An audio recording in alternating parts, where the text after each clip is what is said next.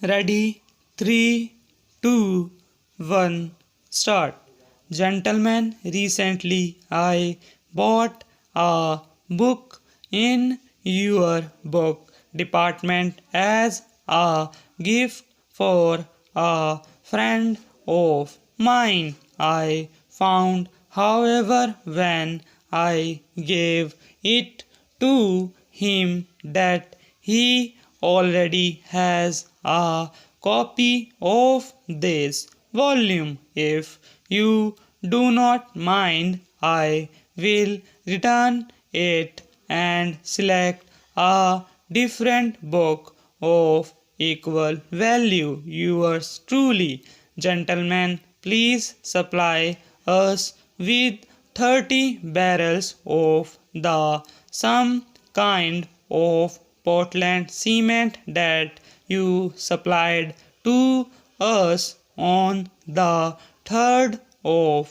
June at the usual trade terms. We want this shipment delivered to our own pillar number 92. Yours very truly. Our magazine has been successful to an extent beyond our best hopes. It is now in its third year. In the second year, we more than doubled the number of renders, and now in its third year, we hope to treble the number every month. It has been necessary to print more copies than the month before.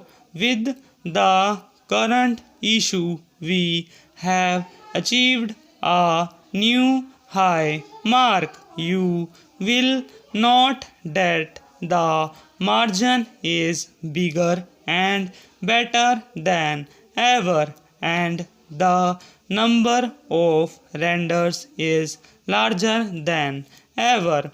A man who wished to employ a safe driver asked each applicant how near he could drive a car to the edge of a cliff. One said a foot, a second said 6 inches. The third did not know. He had not tried. He got the job. Gentlemen, you will see from the enclosed statement of our account that settlement is very much overdue. When the shipment was sent to you, you told us that you would make